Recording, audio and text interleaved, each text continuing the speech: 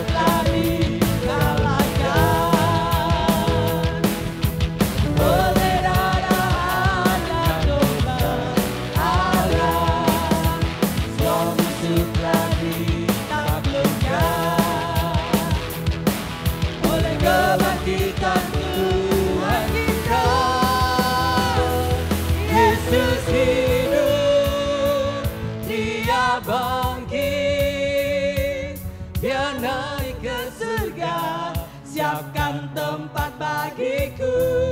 Yesus hidup, Dia bangkit, maka dipaksakan kita lebih dekat. Amin. Haleluya.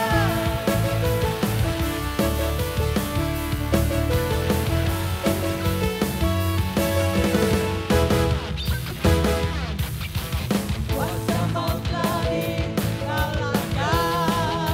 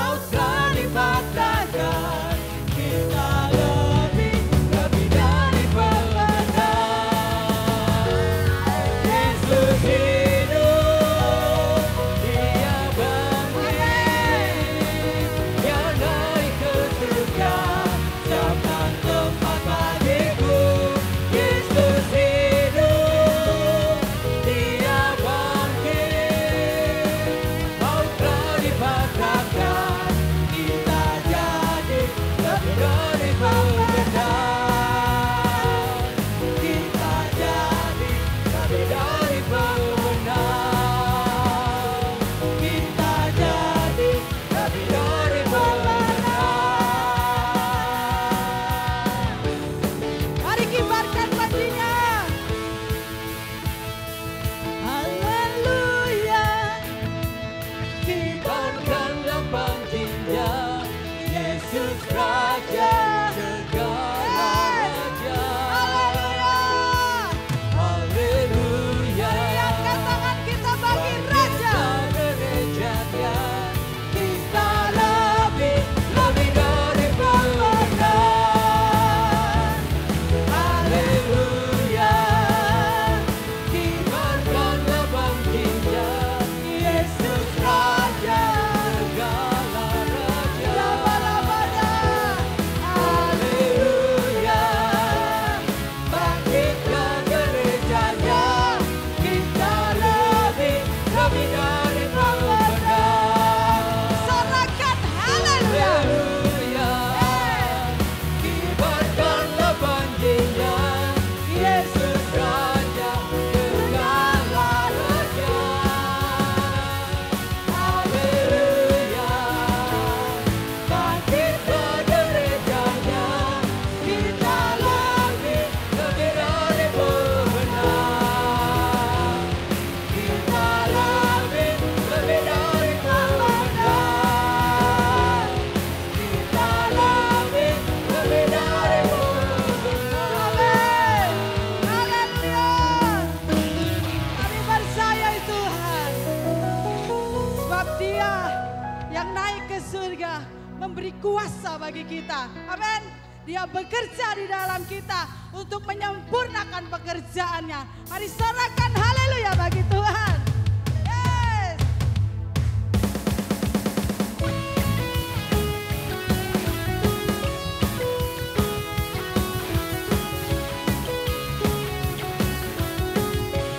Katakan dengan iman bagi Tuhan.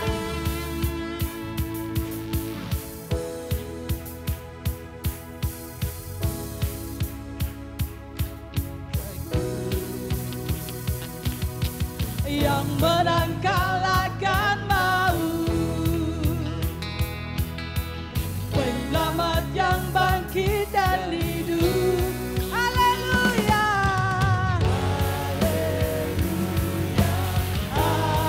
Haleluya. Kekal mulia. Katakan haleluya. Haleluya. Haleluya.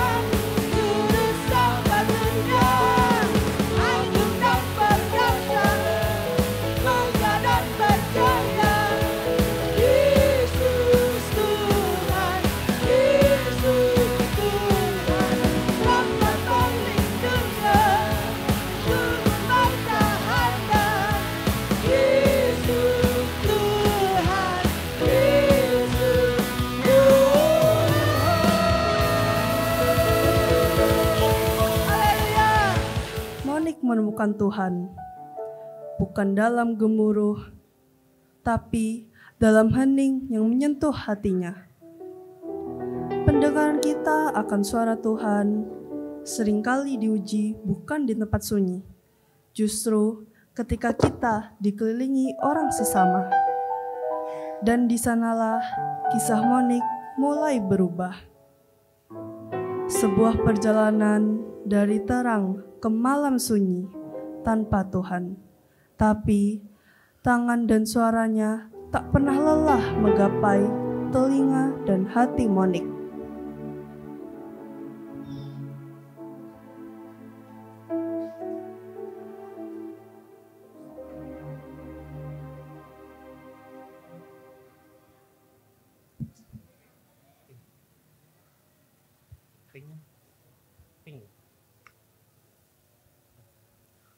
Udah. Yo, gua kece dari lahir. Beginilah udah takdir. Sekali lagi langsung mahir. Bukan sulap, bukan sihir. Daripada kayak gitu, mending lu buat TikTok sama kayak gua. Famous, bos, famous. Gimana? Mau punya like kayak kita? Iya. Mau punya followers banyak kayak kita? Iya. Mau punya like kayak kita? Iya. Makanya, ayo buat TikTok kayak gua. Sini foto-foto. Ini kita foto bareng. Gua masukin IG ya. 5, 3, 6. Cekrek, cekrek, cekrek. Masukin ya, gua masukin ya.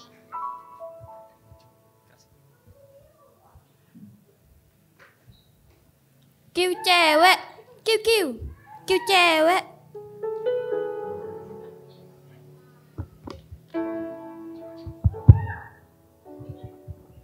Hai, Oh iya, kenapa? kamu kenapa kok kelihatan sedih banget gitu? Enggak kok, nggak sedih. Eh, Kamu kira-kira malam minggu free enggak? Malam minggu, free Iya. kok. Gimana kalau misalnya kita malam minggu keluar gitu? Keluar? Keluar kemana? Terserah sih, kamu maunya kemana? Aku ikut aja deh. By the way, susah nggak sih? Kalau misalnya kita mau ngomong kita harus ketemu dulu. Kalau misalnya aku minta nomor WA-mu boleh enggak? Boleh. 1, 2, 3, 4, 5, 6. Oke, makasih ya. Jangan lupa, oke? Iya. Permisi, kamu ya yang namanya Monik itu ya. Imon, aku sering kelihatan kamu loh di Instagram. Kamu sering review produk-produk kayak beauty influencer ya sekarang ya kelihatannya ya. Coba-coba nih. Iya, kamu sekarang bikin konten-konten begitu ya? Nih, aku kan udah lama di sini. Anggap aja kita temen lah ya. Kamu bikin konten kayak gitu nggak pernah takut kulitmu bisa rusak gitu, kusam, jerawatan.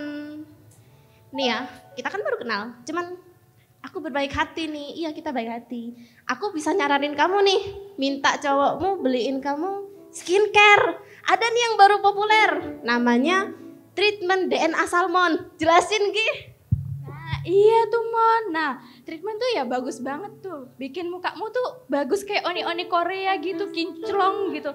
Kayak glass skin terus make upmu tuh bisa nempel seharian. Terus itu lo cobain racunin skincare ya yang baru beli di Prancis. Iya. Nih, ada lagi baru. Dari Prancis. Wah, kualitinya nggak usah kamu tanyain. Bagus. Nih, buka di Shopee-ku, aku tunjukin ke kamu. Shopee. Nah, nih, lihat nih. Wah, bagus banget ini. Udah beli tolong cowokmu beli. Lu kan udah famous nih, buat TikTok lagi kayak gua. Mending ikut aku aja daripada sama kalian.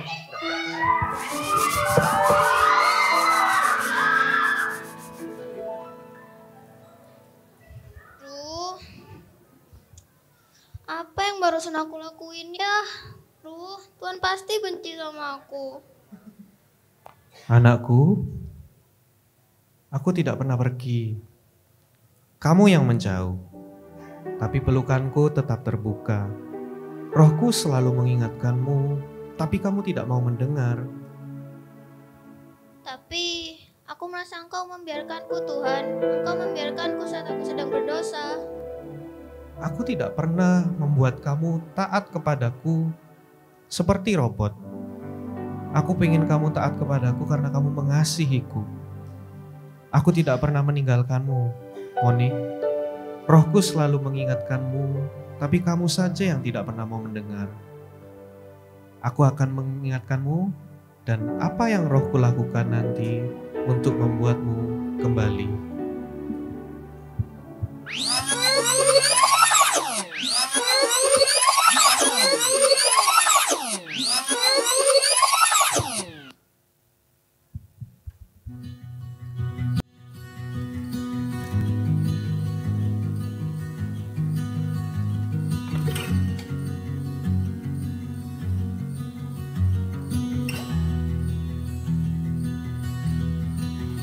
All my words fall short. I got nothing new. How could I express all my gratitude? I could sing these songs as I often do, but every song must end, and you never do. So I throw up my hands and praise you again and again, 'cause all that I have is a hallelujah, hallelujah. And I know it's not much, but I've nothing else fit for a king except for a heart singing hallelujah, hallelujah.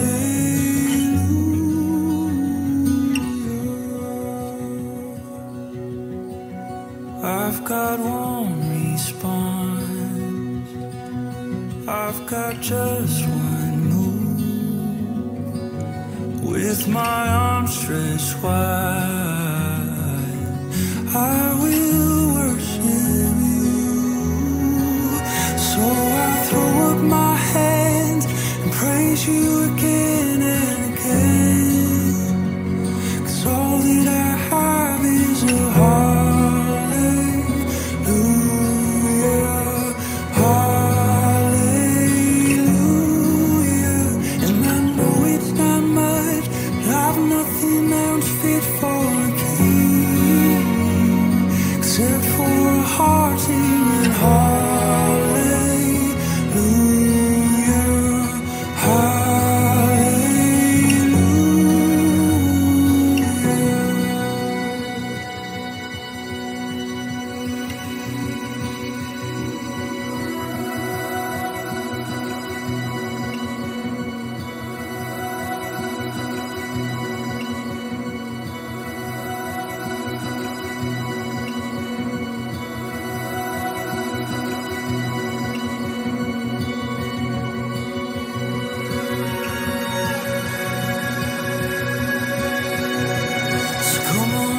soul. Oh, don't you get shy on me, lift up your song, 'cause you've got a lion inside of those lungs. Get up and praise the Lord. Oh, come on, my soul. Oh, don't you get shy on me, lift up your song, 'cause you've got a lion inside of those lungs. Get up and praise the Lord. Come on, my soul. Oh, don't you get shy on me, lift up your song, 'cause you've got a lion inside of those lungs. Get up and praise the Lord. Hey.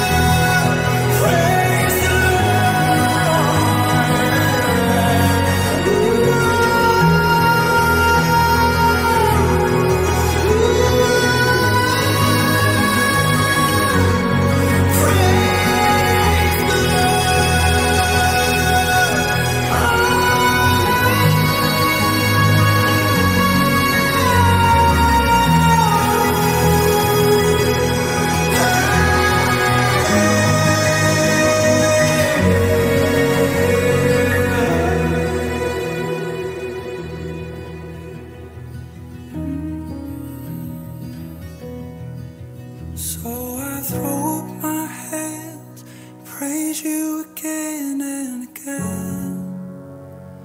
'Cause all that I have is a hallelujah, hallelujah. And I know it's not much, but I've nothing else fit for a king except for a heart singing hallelujah, hallelujah.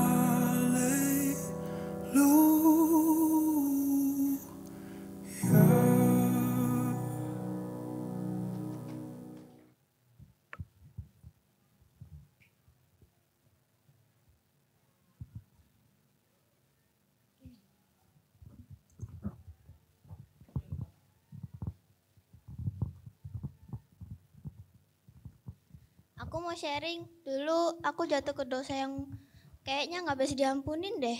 Tapi Tuhan masih mau loh mengampunin aku. Ada yang mau sharing juga? Aku sih mau tanya nih, kamu kok bisa sih dulu ninggalin dosa-dosamu yang banyak yang kayaknya nggak bisa diampunin tuh? Gimana caranya kok? Pastikan prosesnya kagak gampang tuh. Iya sih emang nggak gampang. Cuman Roh Kudus yang nuntun aku sampai aku akhirnya bisa bertobat sepenuhnya. Ada yang mau sharing lagi? Aku juga punya komunitas band lah. Isinya hancur, ada yang ngerokok, tatoan, mabuk gitulah. Tuhan masih sayang nggak sih sama aku kalau ikut komunitas begituan? Tuhan pasti sayang kok, dan kamu harus serius dalam bertobat. Kalau udah jatuh berkali-kali gitu? Mending kamu tinggalkan band itu agar kamu tidak terpengaruhi. Aku seneng deh punya komunitas kayak gini. Terusin ya.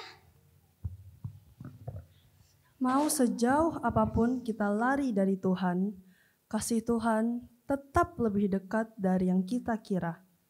Ia tak akan pernah menyerah, bahkan saat kita lebih memilih untuk melupakannya. Karena baginya tidak ada anak yang terlalu hilang untuk diselamatkan. Oke, beri aplaus Bapak Ibu buat anak-anak remaja, buat tim tamborin. Saya harap Bapak Ibu mengerti tariannya apa gitu ya.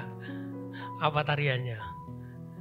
Jangan yang kiu-kiu aja tadi itu yang disorai ya. Yang nyorai udah nikah lagi. Wah ini. Jadi itu ceritanya orang jatuh dalam dosa yang susah mau kembali dan butuh pemulihan. Dan Tuhan memulihkan orang itu. Nah, janji pemulihan yang seutuhnya itu kita sedang menunggu. Bahwa di kedatangannya yang kedua, nanti kita akan dipulihkan seutuhnya dari segala macam sakit, segala macam dosa yang kita punya. Kita akan benar-benar dipulihkan. Itu penting. Tapi itu urusan Tuhan nanti Bapak Ibu. Yang penting adalah sekarang. Ya, sekarang ini yang lebih penting bagaimana kita juga pulih, kita punya kehidupan yang lebih baik dan segala sesuatu yang lebih baik. Siapa sih yang tidak kepingin lebih baik? Ya. Dan tentu kerohanian yang lebih baik ini yang paling penting.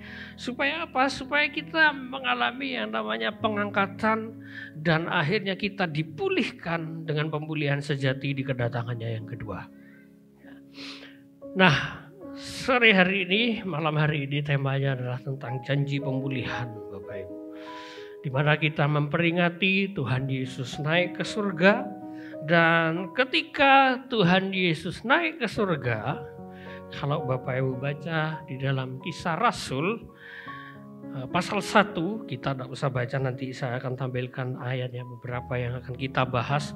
Di dalam kenaikannya, murid-murid itu bertanya sama Tuhan, Tuhan, Engkau barusan mati, bangkit, ini mau pergi.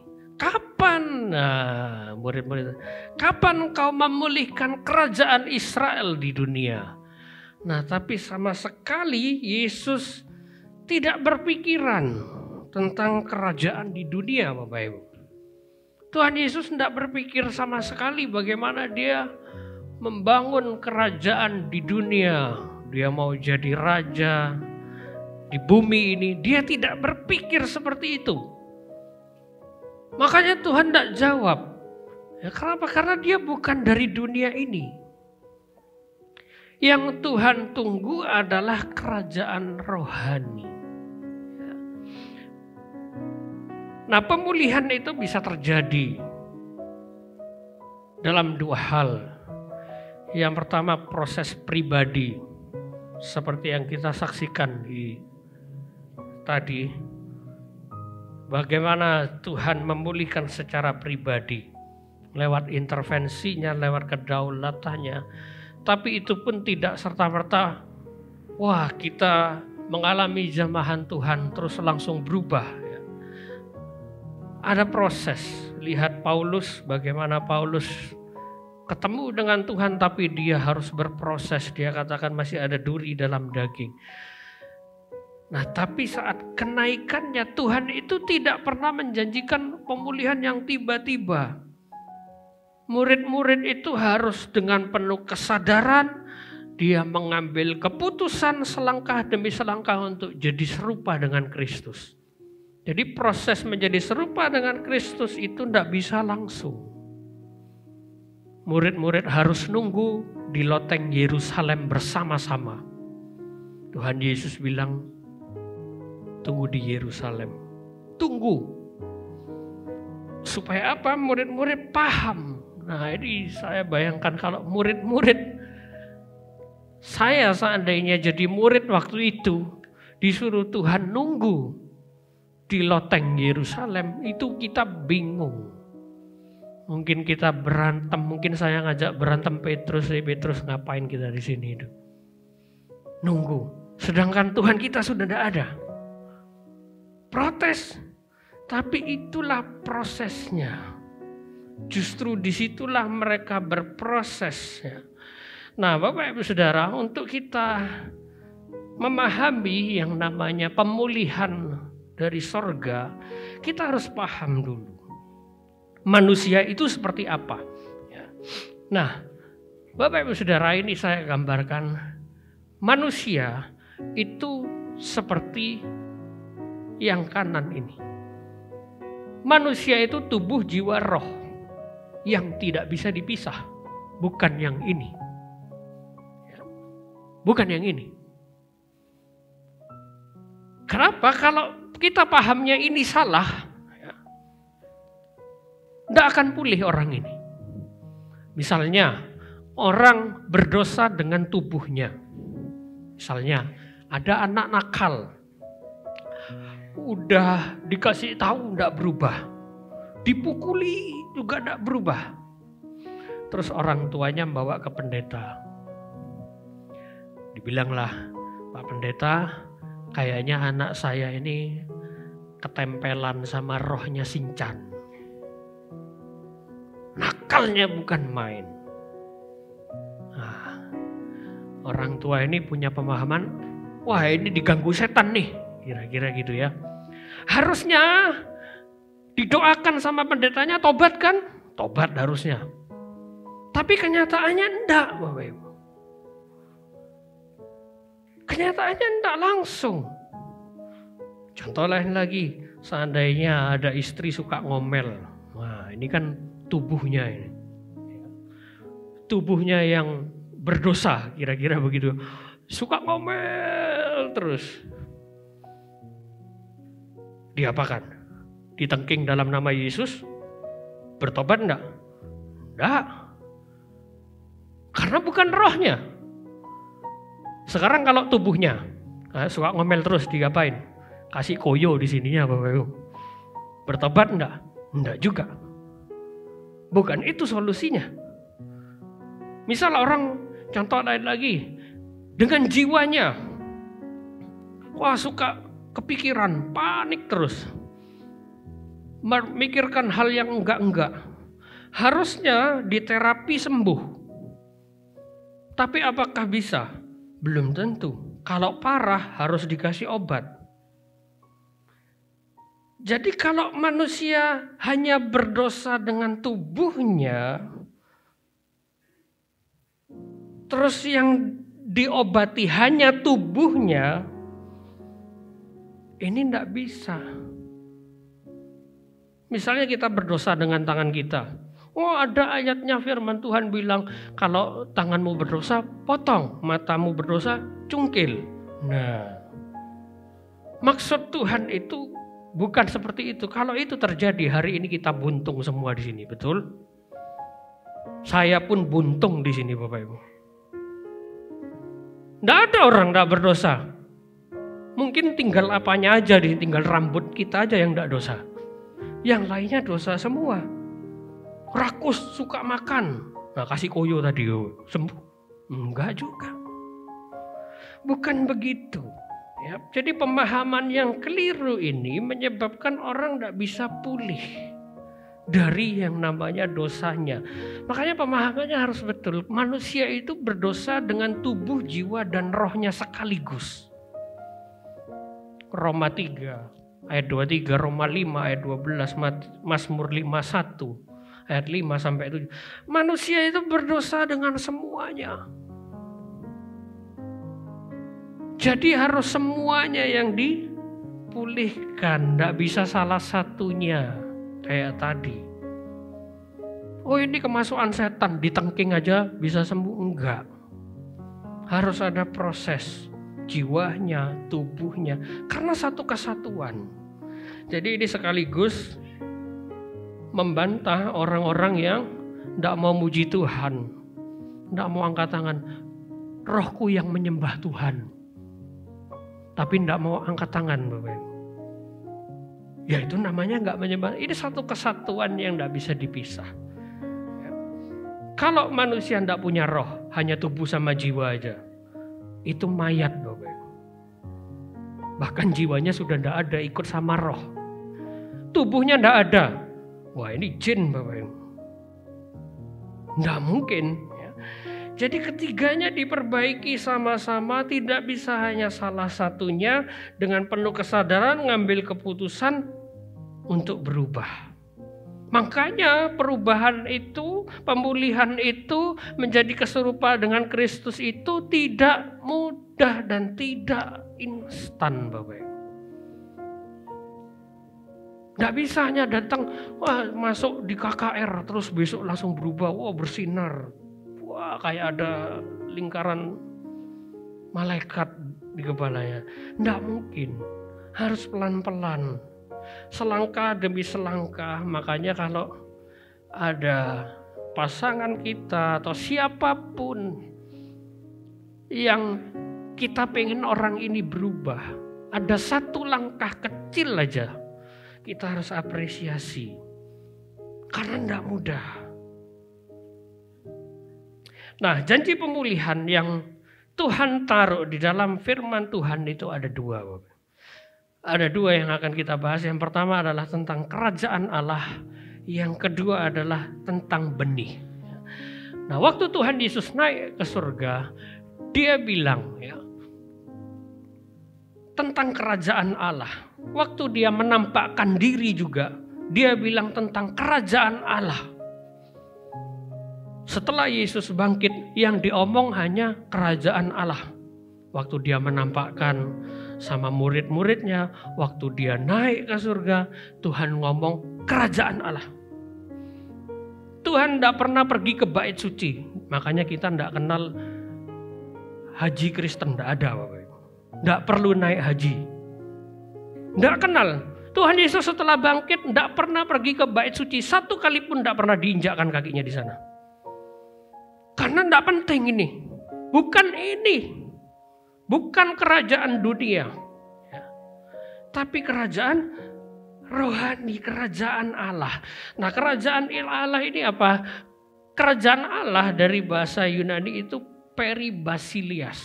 Peri itu artinya dasar, basilias itu artinya keluarga kerajaan. Makanya kalau kita lihat film kerajaan, itu pasti diwariskan ke keturunannya. Tidak mungkin ke orang lain. oh ini anak angkatku, nanti jadi raja. Wah itu bisa kacau. Semua kerajaan dunia rata-rata sistemnya harus basisnya keluarga. Tidak ada raja tanpa keluarga. Tidak ada raja yang dibentuk di luar garis keturunan keluarga. Makanya Tuhan Yesus lahir dari keturunan Daud. Nah, itu sah dari kitab Matius, Lukas. Jelas ya. Jadi kerajaan Allah ini bicara soal apa sih? Ini bicara soal support, lingkungan, circle, komunitas, gereja secara umum. Ini namanya konsep yang Tuhan taruh. Jadi 40 hari Tuhan Yesus setelah kebangkitannya, dia ngomong tentang komunitas Kristen. Gimana orang itu hidup bersama-sama, di situ mereka saling berproses. Ada yang satunya nyebelin, ada yang satunya sabar, ada satunya jahat, satunya baik. Di situ kita berproses, Bapak Ibu. Nah, ini yang namanya kerajaan Allah. Jadi kita jangan pernah berpikir nanti, oh Tuhan turun bawa benteng Takeshi turun ke dunia ini. Nggak ada. Karena kerajaan Tuhan bukan dari dunia ini.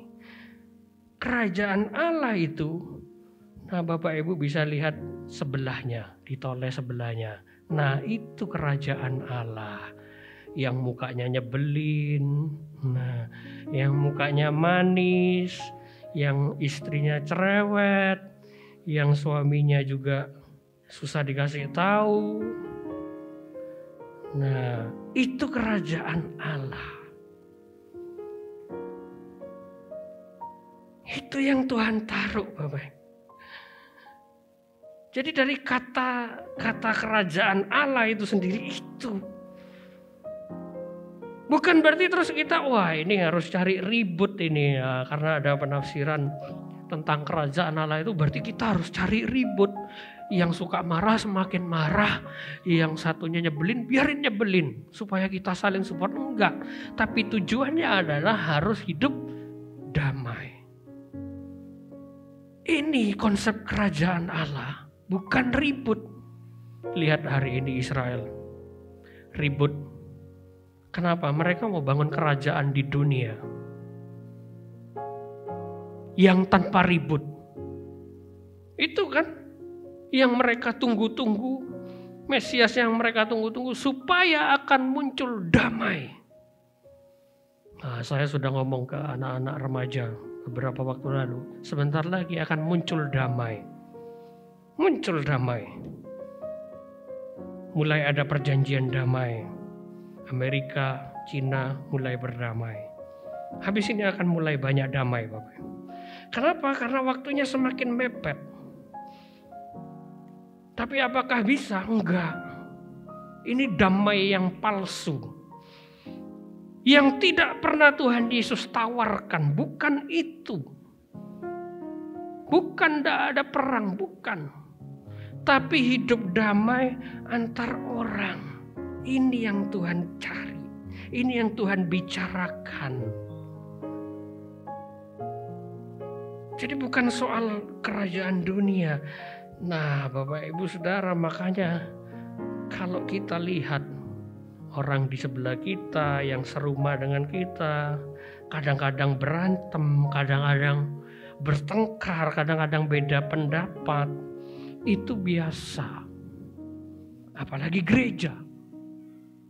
Apalagi gereja. Gereja itu justru tempatnya orang ribut. Nah, sekarang ditoleh yang samping. Ribut yuk. Nah, gitu kan Bapak. Memang tempatnya ribut, memang tempatnya berantem. Kenapa? Supaya saling menajamkan. Jadi kalau kita ribut sedikit, terus pindah gereja Bapak Ibu. Ini bukan jawaban. bukan jawaban. Saya punya teman, sudah lama 2 tahun, pengen pindah gereja. Bukan di sini Bapak, di luar sana. 2 tahun cerita-cerita sama pengen pindah gereja. Saya bilang, enggak, itu bukan solusi. Tapi akhirnya dia pindah gereja, ya sudah. Apakah hidupnya jadi baik? Enggak juga. Sama aja. Loh kenapa? Enggak ada gereja yang sempurna. Enggak ada gereja sempurna. Kalau ada gereja sempurna, jangan masuk ke sana. Kenapa jangan masuk ke sana? Kalau Bapak Ibu masuk ke sana, gereja itu jadi enggak sempurna. Gara-gara kita. Karena enggak ada gereja sempurna.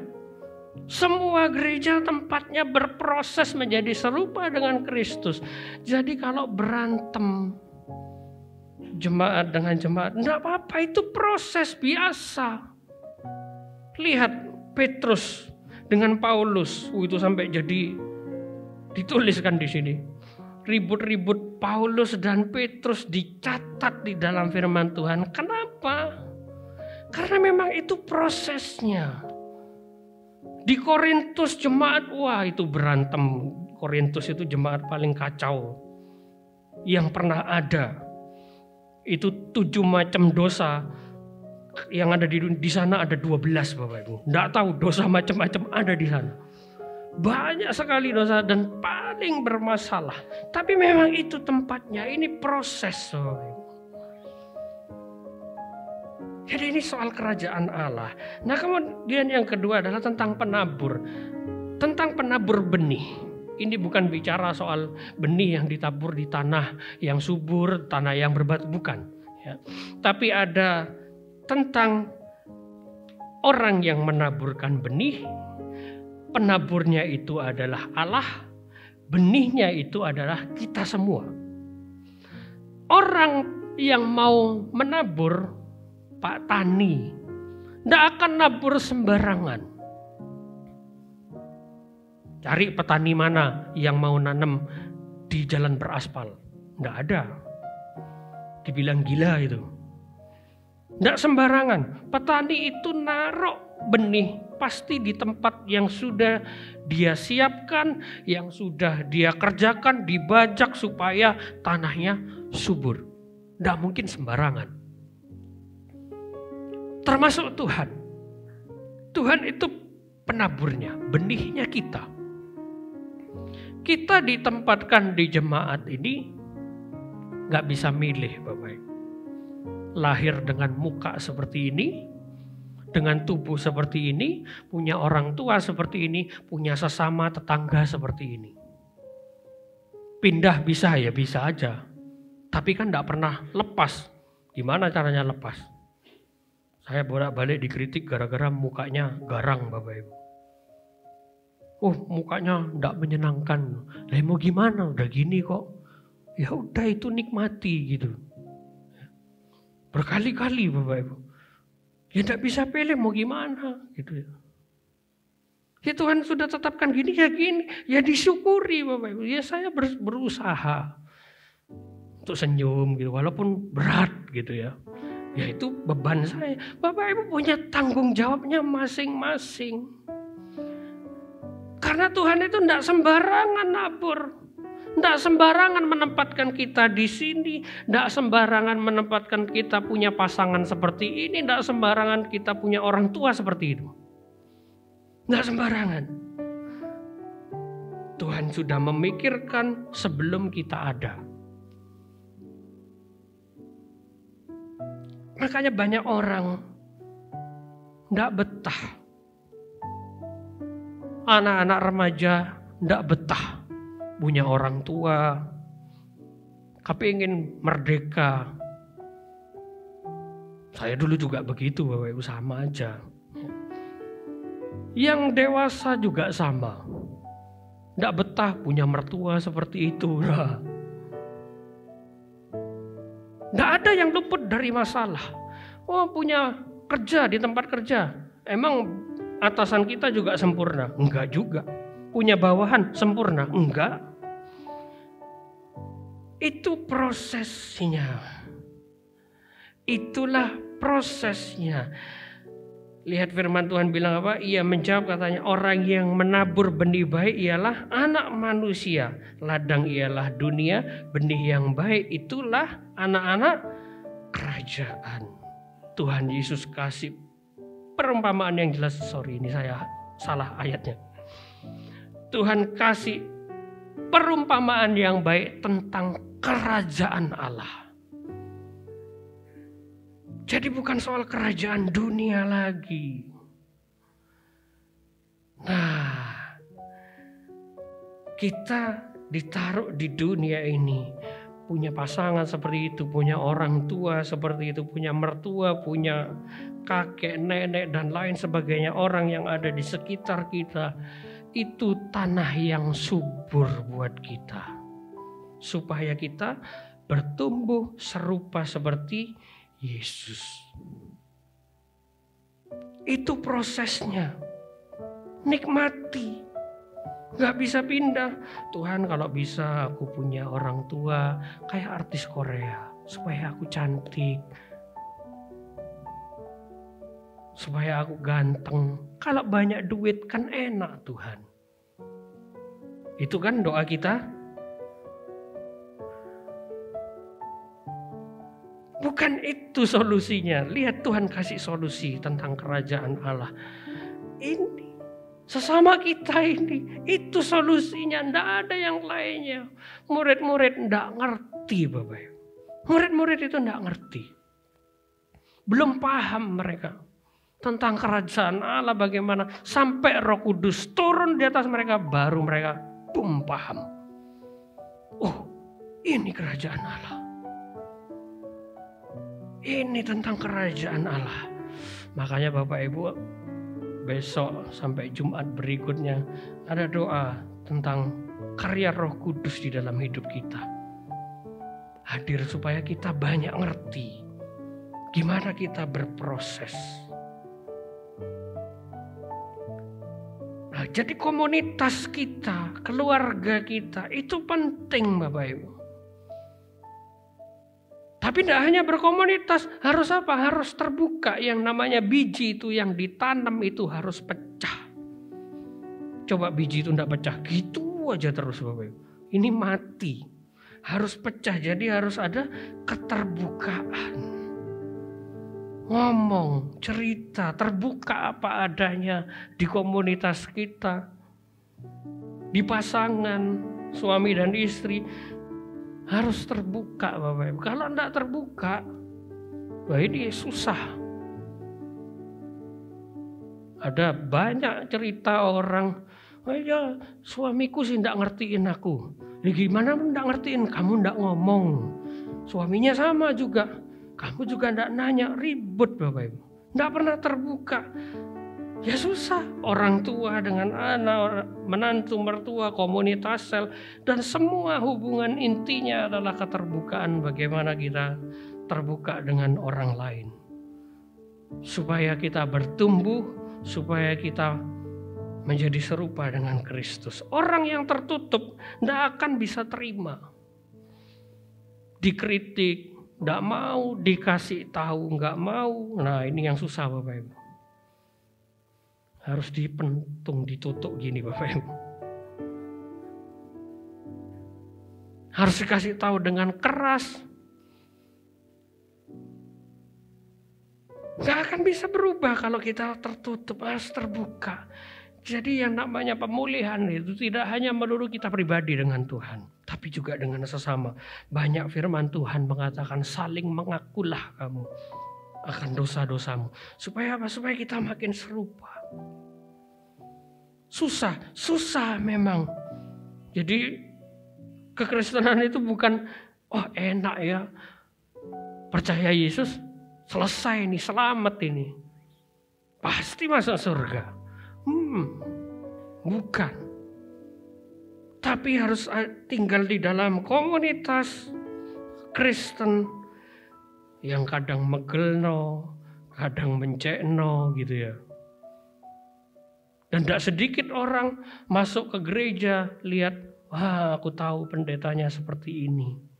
Aku tahu yang memimpin pujian itu kelakuannya kayak gini, tidak jadi ke gereja. pindah gereja yang lainnya. Wah, ini kayaknya bagus ini. Nah, kita tidak kenal dia.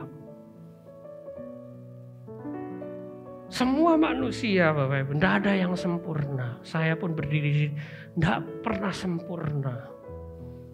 Makanya Bapak Ibu pernah ada yang sakit hati kan sama saya. Karena kita tidak sempurna, Bapak Ibu. Ya harus diakui kita semua tidak sempurna.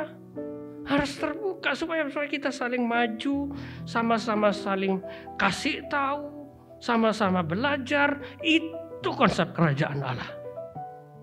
Bukan cuma terima lawatan Tuhan, selesai. Enggak, harus ada proses dengan sesama. Enggak bisa kita terima yang namanya lawatan Roh Kudus terus selesai hidup ini. Enggak pernah selesai.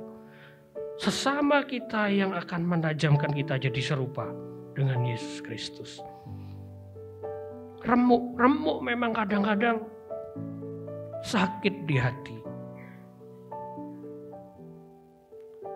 Saya sama istri saya menghadapi banyak orang yang cerita sama kami tentang rumah tangga. Ada yang mau cerai, ada yang sudah di ujung tanduk, ada yang disakiti, ada yang KDRT, macam-macam Bapak Ibu. Gimana ini? Padahal saya juga bingung Bapak Ibu.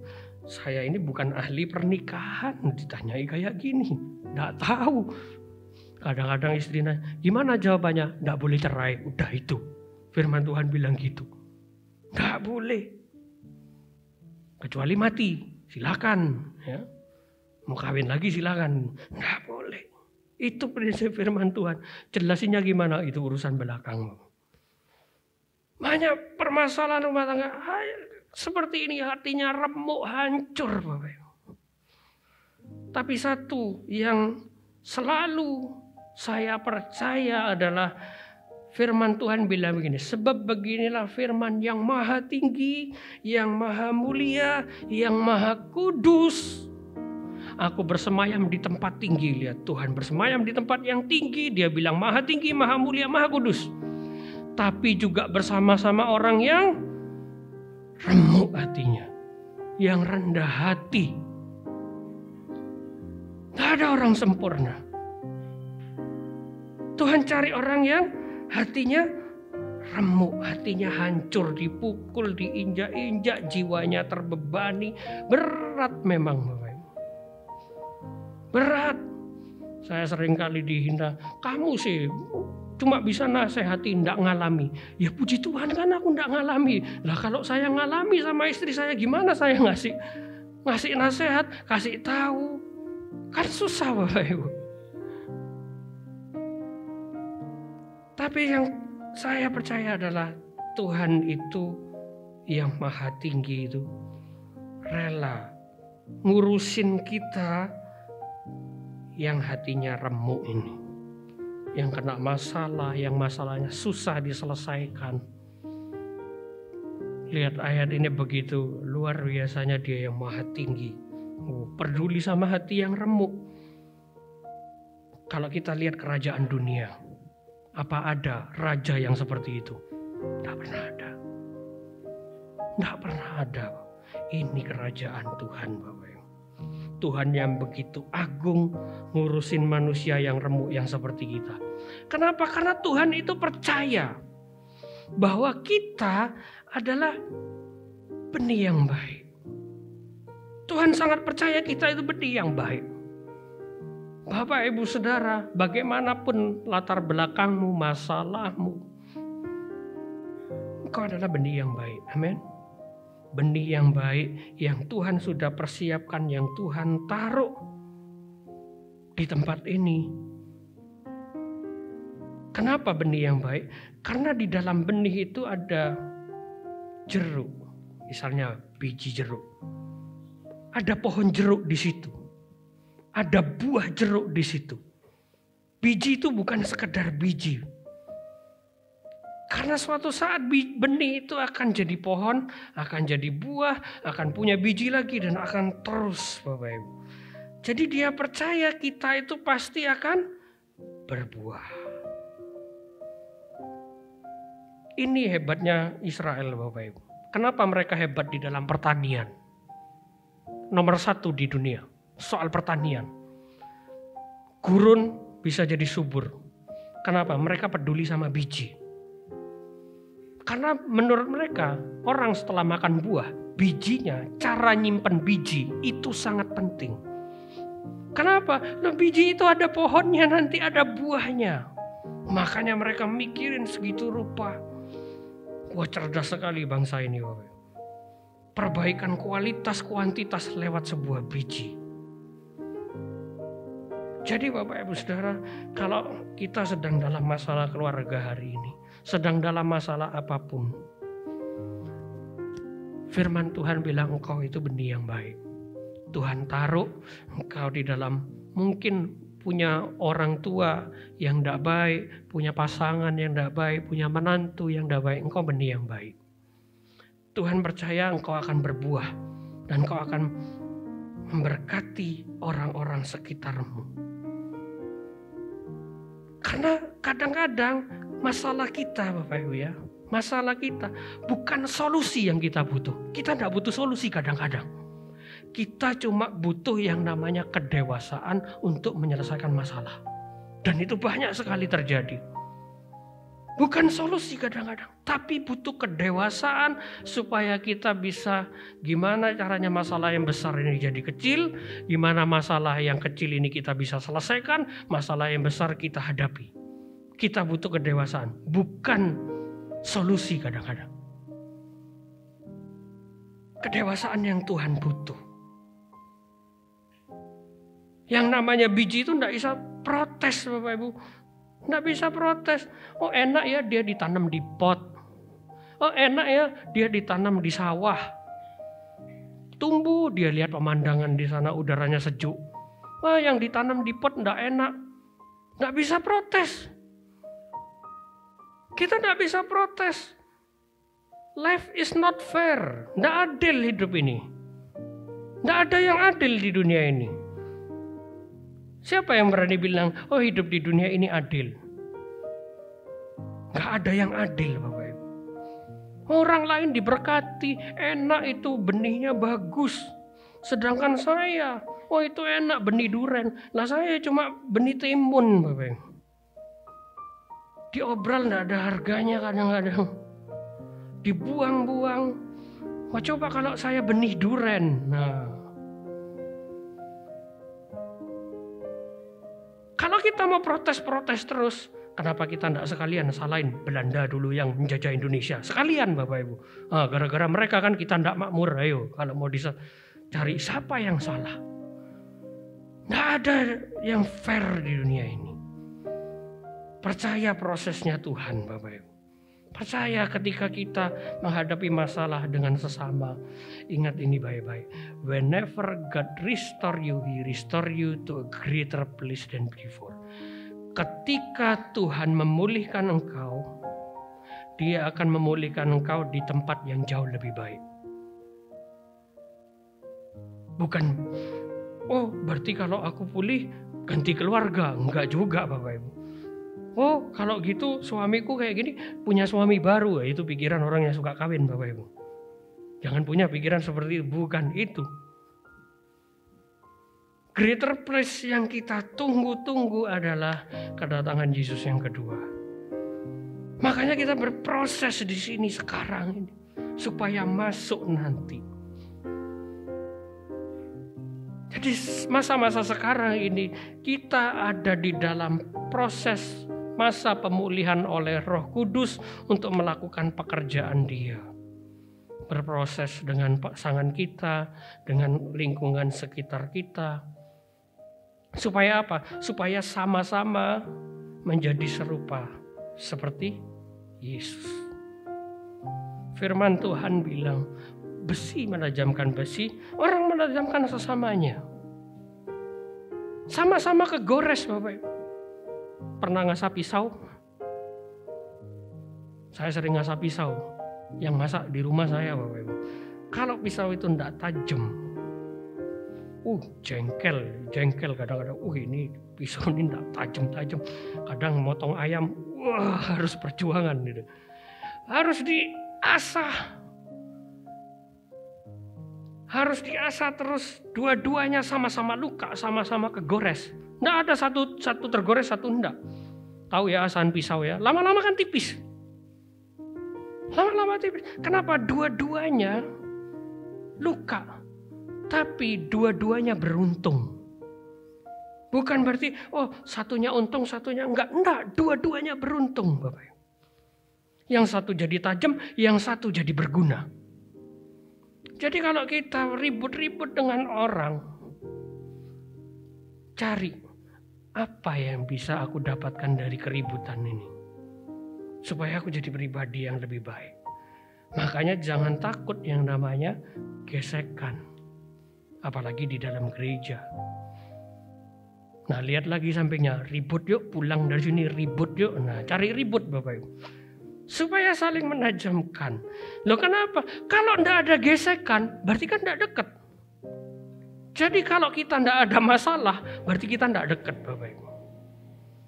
Tidak dekat kita. Puji Tuhan saya mukanya garang, sering dikritik. Nah itu, walaupun kita tidak dekat, orang bisa jengkel sama saya Bapak Ibu. Gara-gara mukanya aja gitu ya. Jadi harus dekat supaya sama-sama saling menajamkan. Kalau tidak ada gesekan berarti kita tidak dekat satu dengan yang lainnya. Jadi bersyukur kalau kita punya masalah. Jangan takut dengan gesekan apalagi yang terjadi di dalam gereja. Kenapa? Karena memang tempatnya. Tempatnya. Kenapa gereja di dalam kitab Wahyu itu? Mereka banyak yang gagal. Hanya satu gereja yang bisa survive. Karena 100% semuanya solid. Walaupun mereka sering masalah. Harus ada gesekan Bapak Ibu. Supaya kita pulih. Nah masalahnya kalau ada gesekan ini yang repot. Orang jadi benci. Orang jadi sakit hati. Pernah sakit hati kan? Sama orang terdekat kita. Sama siapa aja pasti pernah sakit hati. Kadang-kadang orang tidak kenal aja bisa sakit hati sama kita.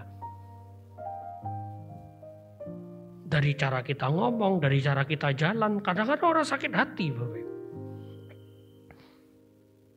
Yang bahaya ketika sakit hati itu disimpan. Jadi kalau ada gesekan, choose to be better, not bitter. Kalau kita gesekan sama orang, pilih supaya jadi lebih baik, bukan jadi pahit, nyimpen akar pahit. Pilih, kita yang pilih Bapak Ibu. Bukan lari dari masalah, ribut ini sudah tidak gereja lagi, ribut dengan ini, sudah keluar aja. Itu lari dari masalah Bapak Ibu. Konsep kerajaan Tuhan tidak pernah kayak gitu. Konsep kerajaan Tuhan adalah ketika kita gesekan, pilih jadi lebih baik atau mau simpan akar pahit. Dan kalau sudah simpan akar pahit, prosesnya susah Bapak Ibu. Makanya sekarang kalau engkau lagi ada dalam masalah sama orang terdekatmu, pilih jadi lebih baik. Saya percaya Bapak Ibu Saudara benih yang baik, yang ditempatkan Tuhan. Punya atasan yang tidak baik, punya bawahan yang tidak baik, punya siapapun yang tidak baik. Bapak Ibu Saudara benih yang baik. Yang Tuhan taruh, yang Tuhan tanam, yang Tuhan siram, yang Tuhan tumbuhkan supaya kita berbuah Bapak Ibu. Itu kerajaan Allah yang Tuhan bicarakan sebelum dia naik ke surga. Dan waktu dia naik ke surga dia juga bilang, ini kerajaan Allah. Bukan ekonomi lebih baik, no, tapi kita yang lebih baik. Amin. Mari kita